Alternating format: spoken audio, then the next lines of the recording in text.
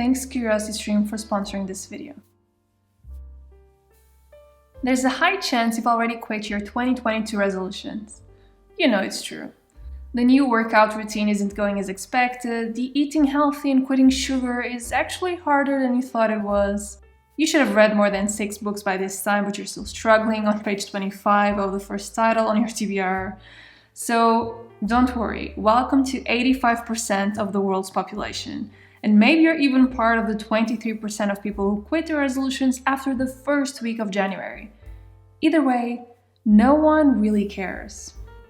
Okay, so here's the thing. January overall is just a bad month for you to start new life commitments.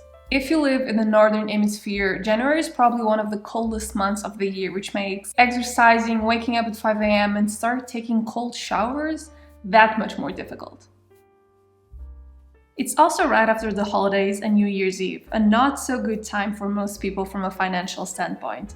It's also a time of excess, a lot of food and sometimes alcohol. And depending on your job, the 1st of January may also represent a sort of milestone in your workplace, with deadlines you have to rush to meet, final year reports to cram during the holidays too. Okay, so overall the 1st of January is probably one of the worst days of the year to start something new. We really like to romanticize January because it's the first month of the year, so we like to think that our lives will also start in a different way on January 1st, but we need to remind ourselves that for a lot of time, January 1st wasn't actually the first day of the year, it was March 1st.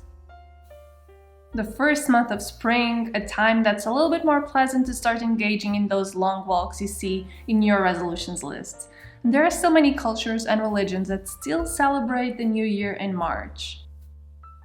So thinking of quitting your resolutions because you started them in January and you're already failing at them is overall a bad idea. January shouldn't be the judge of whether you're capable of doing something or not. You know, it's just a bad time of the year. It really doesn't provide enough momentum or opportunity for change.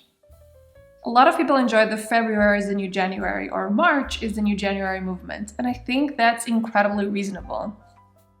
You can look at January as a month for you to gather all loose ties from the past and really start organizing the year ahead instead of starting like on January 1st to tackle all of the habits you have on your list. And also allow yourself to recover from the holidays. A lot of people have really happy holidays with their families and loved ones, but a lot of people have really sad holidays.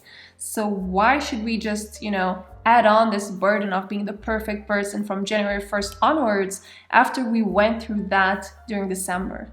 Starting a new workout in January after one of the most emotional times of the year can be a really bad idea.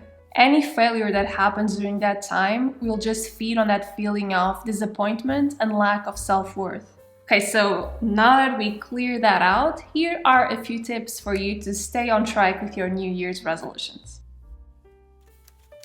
Rethink your concept of success. We are always pushed towards the concept of daily routines.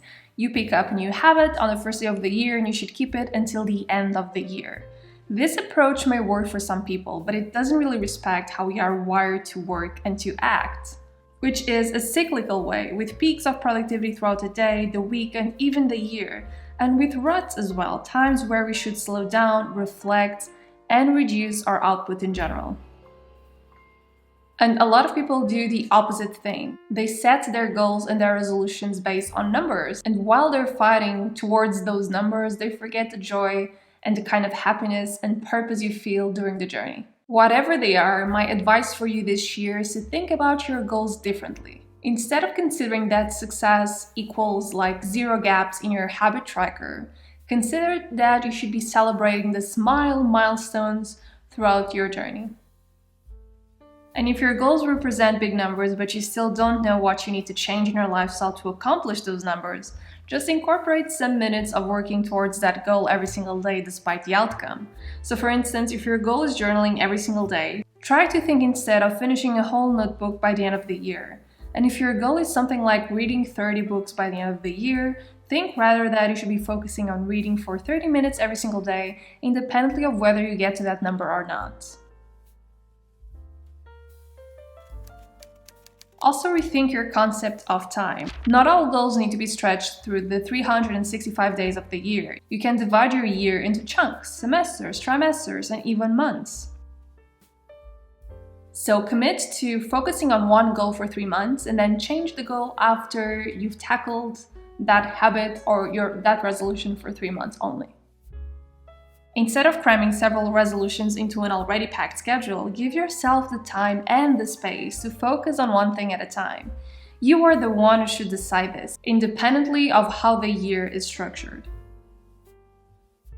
As long as your goal is your own personal goal and you have this kind of a heartfelt connection to it, you shouldn't really be giving satisfactions to anyone. You can commit to taking daily long walks for 3 months, and after the end of those 3 months, reduce those long walks to 3 or 4 walks a week and focus on a different activity for the remaining days. You can focus, for instance, on improving your health for the first semester of the year and then shift your focus towards more creative tasks. That doesn't mean you really abandon all of your workout routine that you built during the first semester, but maybe you can shift that focus and that brain power to a different thing. And then you can just try to keep up with a routine that is healthy and consistent with your lifestyle. Also, manage your unrealistic expectations. And if you're like, oh, it really doesn't count if I don't do it every single day, or oh, it really doesn't count if I don't do it for a whole year, here's kind of a slap from reality. Society just, it demands too much from us. We all have 24 hours every single day, and most of us do work a full-time job. So how are we able to manage a full-time job, manage a household, take care of our families, invest in our education in a part-time, try a side hustle, have a pet, have a workout routine, meditate, and take long walks in the morning and wake up at 5 a.m. and have our house perfectly cleaned at all times?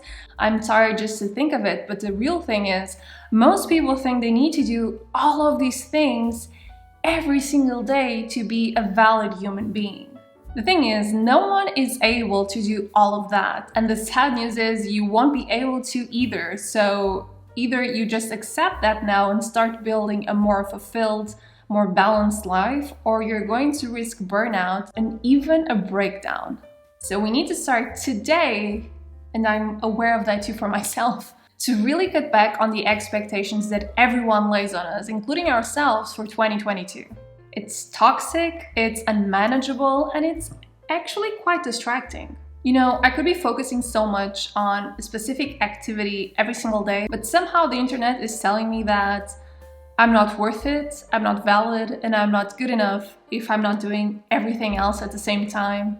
So look, if you're struggling with your New Year's resolutions, you probably have a lot on your plate right now. So take it one step backwards and go way slower than you initially planned. So try to create these small milestones that you actually look forward to. Ditch the habit tracker, celebrate the small victories, just enjoy the process and the kinds of systems you build up during your journey. And that's the most important thing you should look forward to when you're trying to commit to your New Year's resolutions.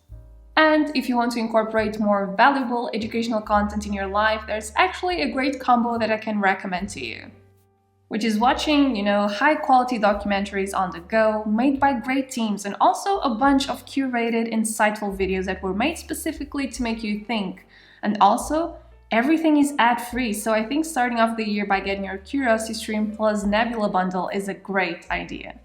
So CuriosityStream has a lot of documentaries on science, history, psychology, you name it. They're all wonderfully produced and can teach you so much about everything you may think of. I actually have my own list of favorites, which I will show you right here, and when you sign up for CuriosityStream, you can access Nebula too.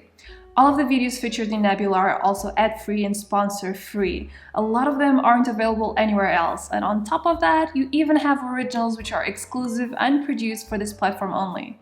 My videos are actually there too, and if you sign up and watch me over there, you also have access to all scripts from YouTube videos, exclusive resources, exclusive articles, and so much more. You can get access to both platforms for $14.79 a whole year. So to get this discount, please remember to click the link down below to start watching now. I really hope you've enjoyed today's video, and I'll see you next week. Bye guys!